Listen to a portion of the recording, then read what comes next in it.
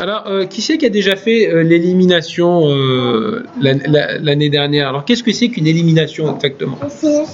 Qu'est-ce que c'est une élimination? Je sais qu'est-ce que c'est l'élimination. Alexandre, c'est quoi une élimination? Ben, c'est enlever On élimine quoi?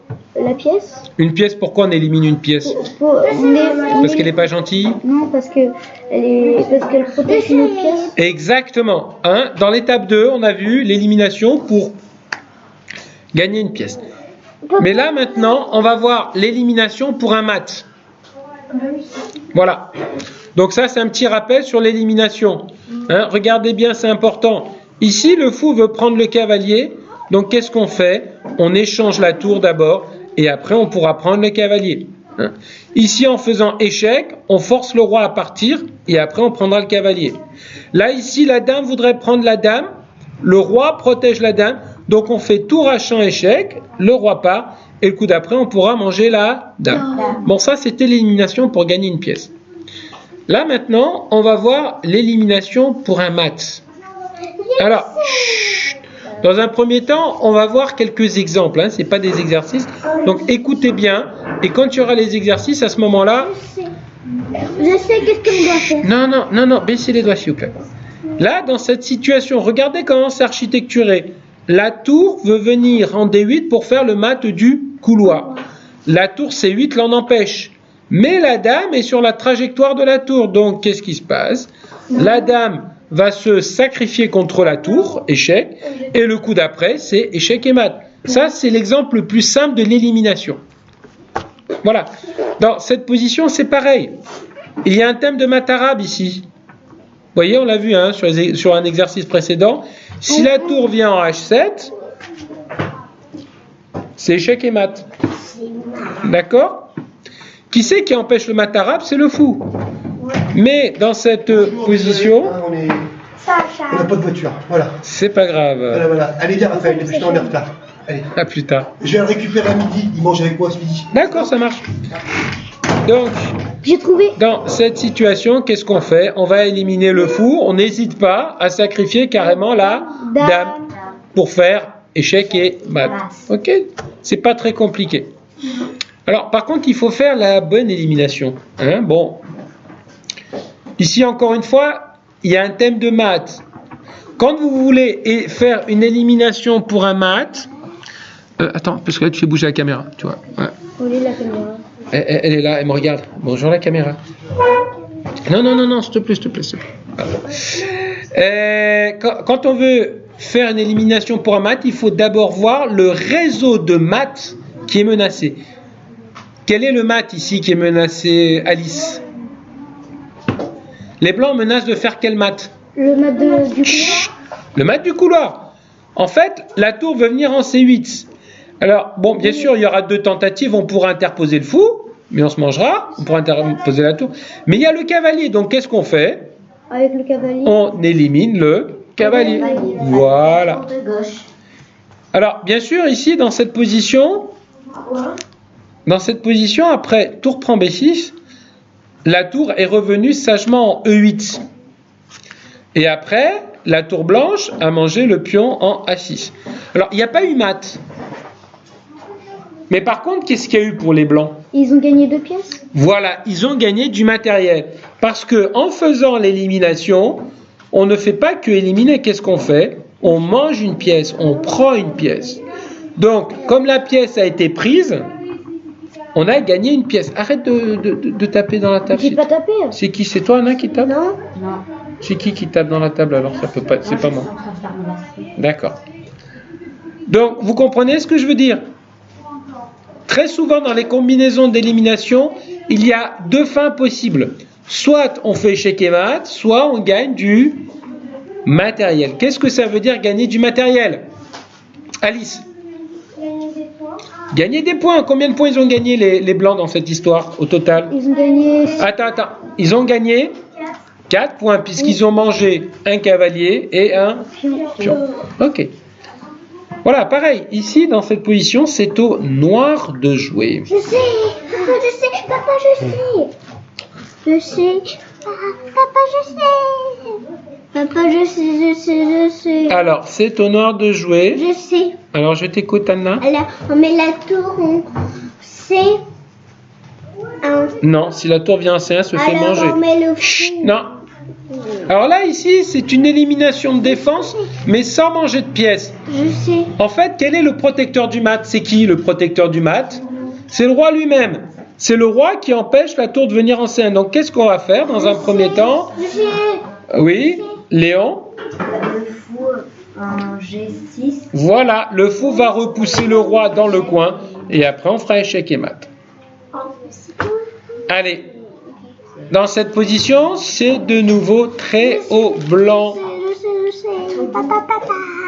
Voilà. En fait, là, on va essayer. Alors, attention, parce que dans cette leçon, éliminer, il mélange un petit peu tous les types d'élimination. On a vu dans les leçons précédentes que éliminer un défenseur, c'est le rendre inactif. On peut le rendre inactif en le prenant ou alors en le forçant à partir. Ok? Alors là, ici, voilà. Alors, c'est pas un exercice, c'est un exemple. Je pense que tout le monde a vu tour G1 échec. Le roi vient en H8 dans le coin et après dame prend F8, c'est échec et mat. Il est à noter qu'il y avait un deuxième échec et mat, c'est de venir en F6 pour faire échec et mat. Ok. C'est ce que j'allais dire. Mais c'est mieux de gagner. Voilà. Donc en fait, là ici, ils disent que c'est chasser plus mat. On chasse, on force la pièce qui défend à partir. Alors, dans cette position, de nouveau, il y a un thème de mat du couloir. Le défenseur, c'est le fou. Est-ce qu'on peut éliminer ce fou? Alissa. Chut.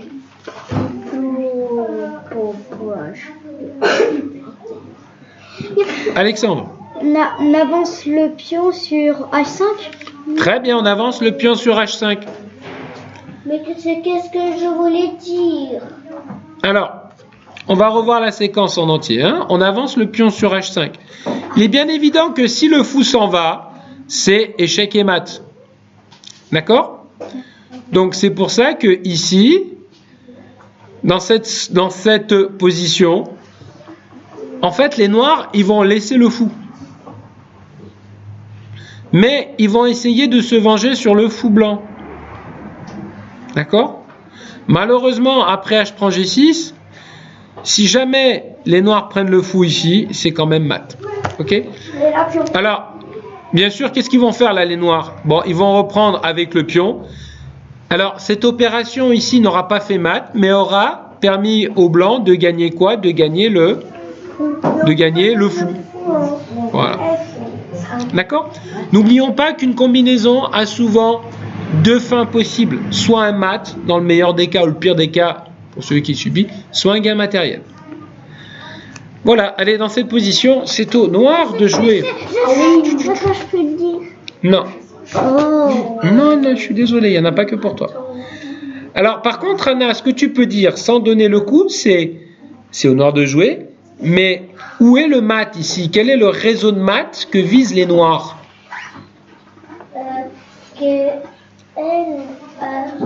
Là, on met la dame.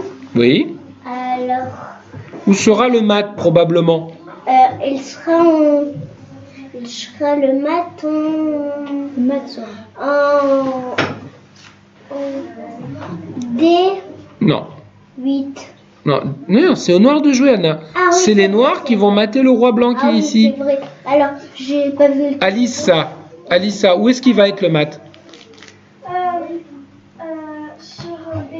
Sur B2. Mais est-ce que ça marche pour le moment, le mat sur B2? Non, pourquoi? Parce qu'il y a la dame.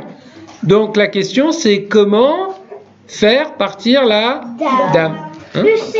Alors comment? Christophe? Oh, mais pourquoi Fou-G5? Regardez le coup. Un coup terrible, fou G5. Fou-G5. Clouage. La dame prend et dame prend B2. Alors pourquoi fou G5? Pourquoi ce coup fou G5 est-il terrible pour les blancs? Parce qu'il chasse la dame. Voilà, parce que, et surtout, ça fait ce qu'on appelle un clouage. Est-ce que tout le monde connaît le clouage? Oui. Regardez, ici, la dame et le roi sont sur la même diagonale et le fou crée le clouage. La dame pourra venir en B2 et faire échec et mat. La dame n'aura pas le droit de prendre parce qu'elle sera clouée. D'accord? Donc là, bien sûr, si le roi s'en va en B1 pour déclouer, eh bien, on gagne la dame par fou prend des 2. D'accord? Ah non, là, faut pas tenter le mat, là. Donc là, dernier baroud d'honneur, la dame va prendre le fou, et maintenant, c'est échec et mat. Hein. Alors, cette élimination de la défense, elle porte un autre nom. Ça s'appelle une déviation. Voilà, on dévie. Allez, exemple suivant. Je sais. Chut, tu n'as pas réfléchi, Anna, c'est pas possible. Je réfléchis. Alors là, on va essayer d'éliminer la défense en créant une double... Mais alors, d'abord, où est l'échec et mat? Quel est l'échec et mat que visent les blancs dans cette position, Louis? Alors, cavalier H7. H7? Ah non, ça fait pas mat. Je sais. Quel est le mat ici, Alexandre? C'est le mat de l'unité. Oui, c'est-à-dire? Le cavalier, il va sur F7. Voilà, le cavalier vient sur F7. Si le cavalier arrive sur F7, ici, ça fera échec et mat. Mais il y a la dame. Mais il y a la dame. Alors, est-ce qu'on peut pas faire partir la dame? Moi, je sais, si. Avec la dame, on la met sur F5. Ouais, très bien. On va voir. On met la dame sur F5. La dame prend et c'est échec et mat. Échec et mat. Très bonne, comment dire, remarque. La dame n'est pas obligée de prendre. Oui, mais regarde ici. Le problème, c'est que si la dame prend pas, il y a un deuxième mat ici sur H7. Ça m'énerve. Oui. D'accord? Alors, les noirs peuvent parer le mat en jouant G6. Mais à ce moment-là, les blancs mangeront la dame en D7. Et ils gagneront une dame entière. Et gagner une dame, ça équivaut quasiment à gagner la partie. Hein? Avec une dame de plus, on gagne facilement. Après, c'est game over. Voilà. Donc, est-ce que c'est compris? Donc, là, encore une fois, c'est une déviation. Si pion prend G5 ici, ah oui, c'est la meilleure manière, on enlève le cavalier, eh bien, on gagne la dame. Encore une fois, une combinaison de ce type a souvent deux résultats, soit un mat, soit un gain matériel. Combien de points les blancs ont-ils gagné ici? 6, ils ont gagné 9 points. Eh non, puisqu'ils ont perdu le cavalier. Ah ben, les noirs, ils ont gagné... Non, les blancs, combien ils ont gagné, oui? 6, parce qu'ils ont gagné la dame qui vaut 9, mais ils ont perdu le cavalier qui vaut 3. Allez. Ils vont gagner un peu. C'est très au noir. Je sais. Est-ce que vous avez vu le mat? Tu as vu le mat, Anna? Si c'est très au noir, il sera où le mat? Le mat, il sera en E5. Non. Où est-ce qu'il sera le mat? Je sais. Oscar, tu as les noirs ici, tu vois. Qui vont être les acteurs principaux de ce mat? Le cavalier et la dame. Où est-ce que tu vois un mat ici possible? Chut, chut, chut. Avec le cavalier et la dame. C'est ce qu'on appelle le mat du baiser de la mort. Tu as appris le mat du baiser de la mort, Oscar? C'est le mat avec la dame, tu sais, qui se rapproche du roi. Je sais. Ici. Calme-toi, s'il te plaît. Je sais. Papa, je sais. Oui, mais il y en a d'autres qui savent. Sacha. Voilà, si, hein, c'est marqué ici. Si la dame vient ici en G2, il y a un réseau de maths. Pour le moment, ce n'est pas possible pour les noirs. Il y a la dame. Parce qu'il y a la dame qui prendra. Donc ici, il faut faire partir la dame. Et comment on va faire? C'est la tour qui vient en E3. Voilà. Alors, effectivement, qu'est-ce qu'on peut faire ici? La dame, on peut la faire partir. Si dame prend E3, bien sûr, il y a dame G2, mat. Tu le vois le mat là, Oscar? Tu vois pourquoi c'est mat? Le roi ne peut pas prendre la dame à cause du cavalier et la dame contrôle toutes les cases autour du roi. D'accord? Donc sur tour E3, bien sûr, la dame n'est pas obligée de partir, mais si elle part pas, qu'est-ce qui se passe? Elle se fait manger. Elle se fait manger. Là, par exemple, les blancs, ils ont éliminé le cavalier pour parer le mat. Mais après tour prend E3, de nouveau, les noirs ont gagné du matériel. Après, ils mettent la tour en F1 et c'est là. Très bien. Allez. Pardon, excusez-moi. Il y a eu un bug. Oui, non, mais je sais, mais il y a eu un bug. Voilà. Allez. Donc, on va faire un résumé. Quand c'est une élimination pour un math, il parle de stratégie de recherche, c'est-à-dire de qu'est-ce qui va faire que vous allez trouver. Alors, la question qu'on se pose, est-ce que je vois un réseau de maths? Par exemple, ici, est-ce que je vois un réseau de maths? Oui. Je vois un réseau de maths.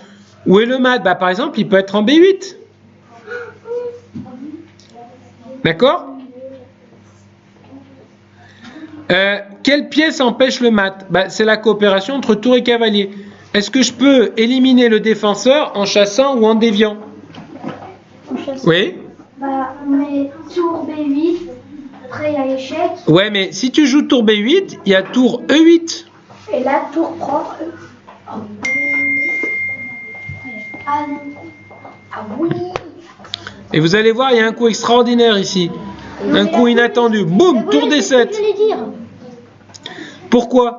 Parce que si jamais la tour prend en D7, maintenant, après tour B8, il n'y aura plus de défense contre le mat.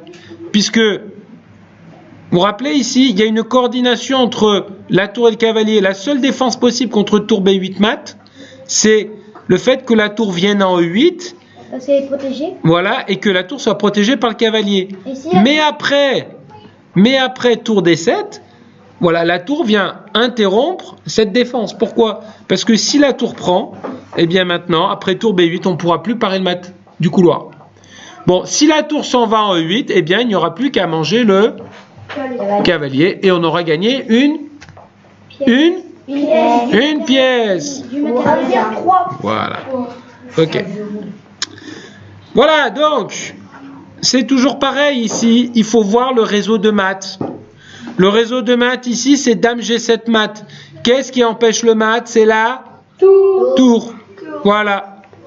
Alors maintenant, quand une pièce empêche un mat, il faut essayer de trouver des solutions pour que cette pièce n'empêche pas le mat. Qu'est-ce qu'on peut faire? On peut la prendre dans un premier temps. On peut la chasser, la forcer à partir. Ou on peut la dévier quand il y a une double menace de mat. Est-ce que c'est compris? Oui. Vous avez compris?